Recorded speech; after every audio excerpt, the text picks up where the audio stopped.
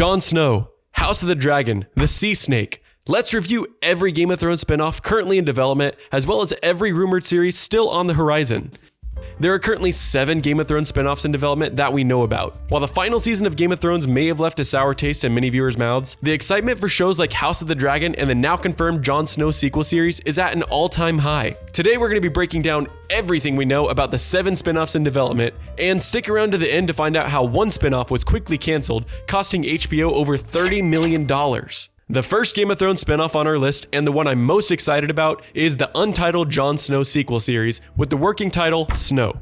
Kit Harington is set to reprise his role as Jon Snow after his exile in Game of Thrones, when he went to live with the wildlings north of the Wall along with his friend Tormund Giantsbane. It's still uncertain whether the show will follow Jon and his adventures north of the Wall, or if he'll be pulled back into the politics of the South. Seeing as how he's now living with the wildlings, we may even get to see flashbacks to Jon's time with his first love interest, Ygritte, played by Kit Harington's real-life wife, Rose Leslie. Since Jon Snow's story was one of the most exciting out of any character from Game of Thrones, this show is sure to be one of the most highly anticipated spin-offs in this list. We still don't know much about the show or whether it will ever make it out of the development stage, but we can be sure that its potential for success certainly depends on the success of the next spin-off in our list, House of the Dragon. Based on George R.R. Martin's book, Fire and Blood, House of the Dragon picks up the story 200 years before Game of Thrones.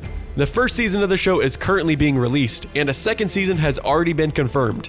The show follows the War of Succession within the House Targaryen, called the Dance of Dragons. House of the Dragon will have 10 episodes in the first season, and it's been so popular that when the pilot was released, it actually caused HBO Max's servers to crash. It'll be exciting to see where this series takes us and how it may cross over with the next spinoff on our list, the Sea Snake. One of the most striking characters from the House of the Dragon was the Master of Ships on the King's Council, Lord Corlys Velaryon, played by Steve Toussaint. Also known as the Sea Snake, Corlys earned his reputation through his infamous adventures as a naval warrior, which this series is likely to follow. The Sea Snake is currently being written by the Mentalist creator Bruno Heller. Prior to pitching the Sea Snake, Heller also approached HBO about a prequel series focused on Robert Baratheon and Ned Stark's rebellion against the Mad King, which immediately precedes Game of Thrones. So there could be one more spinoff in the works somewhere surrounding the story of Robert's rebellion.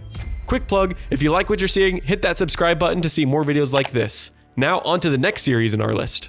Another spinoff in development, following some adventurers in Westerosi waters, is titled 10,000 Ships. Set 1,000 years before Game of Thrones, the series is set to focus on a key figure within Westerosi legend, Princess Nymeria, the founder of Dorne. Nymeria was mentioned both in House of the Dragon and Game of Thrones, in which Arya Stark chose the name Nymeria for her direwolf. Her journey will take her to many different lands around the Summer Sea, from the dinosaur-infested jungles of Sithorios to the tropical paradise of the Summer Islands, before she finally migrates to Dorne, where she'll set the roots for the ancestors of the modern Dornishmen and House Martell. 10,000 Ships is one of the show's furthest along in its development, and the Sea Snake's title was even changed from its original name, The Nine Voyages, to avoid too many titles with numbers in them. Person of Interest writer Amanda Segel has been attached to 10,000 Ships, and George R.R. Martin has said that the project is progressing quite well. The next spin-off series will feature the iconic knight Sir Duncan the Tall, or Dunk, and his squire Egg, who is destined to become King Aegon Targaryen V.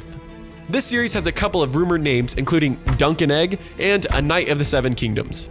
The series will likely have 3 seasons, closely adapting the stories from George R.R. Martin's novellas, The Hedge Knight, The Sworn Sword, and The Mystery Knight, all of which take place approximately 90 years before Game of Thrones. Helmed by Steve Conrad, this series is expected to be a very faithful adaptation of Martin's stories, which is exactly what Martin wants according to his personal blog. The next series in our list is actually an animated series with the working title The Golden Empire, and it's set to take place in Yi Ti, a country in Essos loosely based on Imperial China. Martin has only said that a young writer is working on the show, but that the early artwork is stunning. It's likely the story will follow the collapse of the Great Empire of the Dawn, and it may surround the civil war between the transition of power between 2 great dynasties early on in the history of Yi Ti. Next up on our list of spin-offs is a prequel to Game of Thrones set in Flea Bottom, the slums of King's Landing. This area is notorious for its high level of crime, and it's where the poorest residents of the Westeros capital live. It's in these areas where characters such as Sir Davos Seaworth and Gendry Baratheon were raised, and it's likely that if this series makes it out of development, that the story will follow one of these characters or another we've seen before in Game of Thrones. Now that we know every Game of Thrones spinoff currently in development, let's talk about how HBO mistakenly lost over $30 million on one episode of a spinoff that's never seen the light of day. The series was titled Blood Moon, and it took place during the Long Night, around 8,000 years before the time of Game of Thrones. This wasn't an easy project to develop, especially since Martin had only written a few sentences about the time period across all of his books. Martin himself admitted, Blood Moon was a very difficult assignment. We're dealing with a much more primitive people. There were no dragons yet. However, showrunner Jane Goldman pushed on to create a $30 million pilot episode, one of the most expensive pilots ever made. The episode featured Naomi Watts as well as several other talented cast members, and it surrounded a wedding between a great northern house and a southern house, but HBO pulled the plug on the project in late 2019.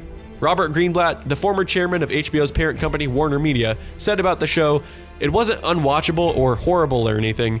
It was very well produced and looked extraordinary. But it didn't take me to the same place as the original series. It didn't have that depth and richness that the original series pilot did." The strangest thing about it all though, George R.R. Martin still hasn't seen the pilot episode. It was locked away, likely alongside the original unaired pilot for Game of Thrones, which was almost entirely reshot and recast.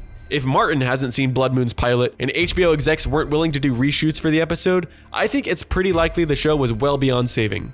But what do you think about this $30 million blunder? Drop your thoughts in the comment section below. Also, check out the video on your screen for some more of my content. Don't forget to like and subscribe, and thanks for watching Rocket Riley.